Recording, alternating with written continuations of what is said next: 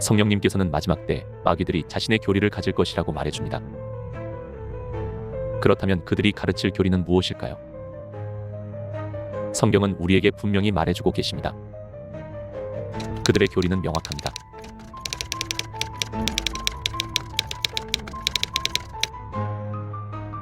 그러기 위해서는 그들의 존재를 철저하게 숨길 필요가 있습니다.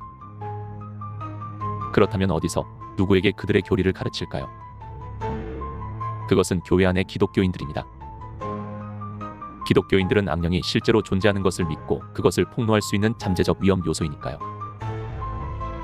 많은 회중과 교회에서 악령의 존재는 물론이고 심지어 사탄의 존재까지 폄하하는 설교자들을 목격합니다. 또 어떤 사람들은 사탄과 악령의 존재를 인정하면서도 그들의 능력과 심각성은 경시하는 사람들이 있습니다. 이런 기조는 훌륭한 기독교인들에게조차 많이 퍼져 있습니다. 많은 기독교인이 이렇게 말합니다. 악령을 너무 심하게 믿는 것은 그들을 믿지 않는 것보다 더 나쁘다. 또한 사람이 죄를 짓기 위해 사탄이 필요하지 않고 인류가 악령의 도움 없이도 죄를 지을 것이라고 가르치고 있습니다. 이것은 오류입니다.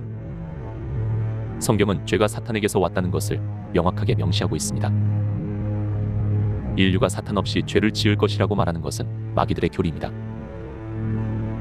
인류가 저지른 모든 죄, 심지어 아주 작은 죄라 할지라도 그것은 사람들의 삶 속에서 악령들이 미치는 영향력의 결과라고 할 수 있습니다.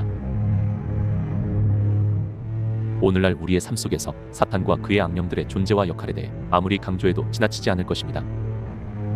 그들의 존재와 악행을 만천하에 드러내 전처럼 쉽게 인간을 유혹하지 못하게 만들어야 합니다. 세 번째 지위에 있는 악령들의 모습은 가지각색이었습니다. 어떤 자들은 사람의 모습이었고 또 어떤 것들은 반인반수의 모양을 하고 있었습니다. 그리고 또 다른 것들은 짐승의 형태를 띠고 있었습니다. 이 악령들은 주술, 거짓 종교, 자기 파괴, 공포, 마술, 초능력 등의 심령 분야의 전문가들이었습니다. 이 계급의 악령들은 모두 인간과는 다른 모습을 하고 있었습니다. 어떤 것들은 우리가 아는 형태의 짐승들로, 어떤 것들은 한 번도 본 적이 없는 모양새의 것들이었습니다. 이 그룹에는 살인, 잔인성, 가학성, 그리고 그 외에도 학살의 영들이 있었습니다.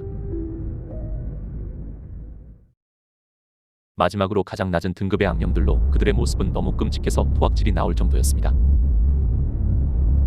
그들은 성도 착증의 전문가들이었습니다.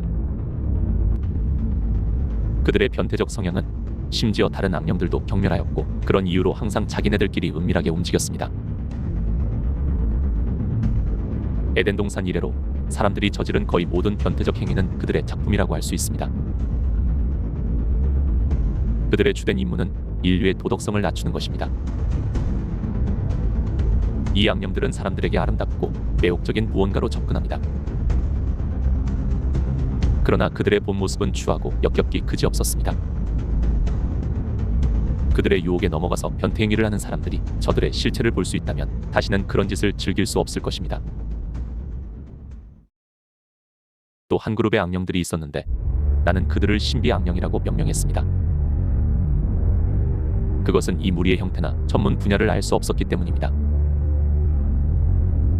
이유는 모르겠지만 성령님은 내가 그것을 기억하는 것을 허락하지 않으셨습니다. 심지어 그들의 등급이나 계급조차 기억할 수 없었습니다.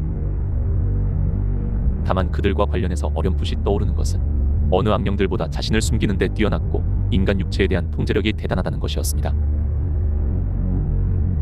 그들이 무슨 일을 하는지는 모르지만 인간 육체에 대한 그들의 권세가 다른 어떤 악령들보다 크다는 것을 알 수 있었습니다. 둘째 하늘에서 천사들의 설명을 듣던 중에 갑자기 군대가 행군하는 큰 소리가 들려왔습니다.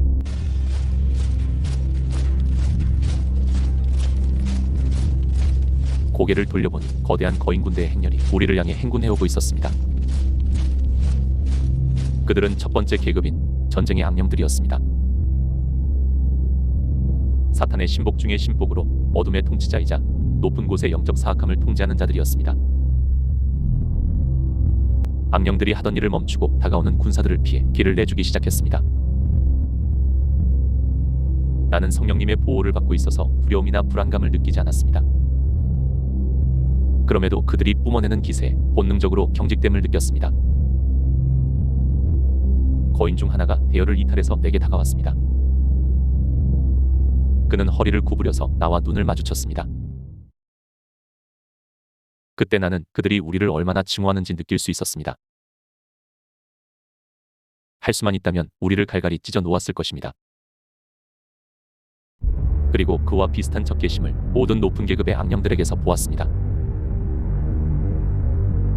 중간 등급의 악령들은 마치 우리가 없는 것처럼 무시하려고 노력하는 것 같았고, 낮은 등급의 악령들은 나와 함께 있는 천사들을 두려워하는 것처럼 행동했습니다. 마지막 때의 전쟁 악령들의 역할은 매우 중요합니다. 전쟁의 여건을 만들고 전쟁의 공포로 사람들을 떨게 만들어 그들로 하여금 자신들을 구할 누군가를 찾게 만들어야 합니다. 그것이 적그리스도라 할지라도 말입니다. 적그리스도는 절망에 빠진 세상에 거짓 평화를 가져와서 사람들을 속일 것입니다. 사람들은 그에게 몰려가서 그를 구세주로 부를 것입니다.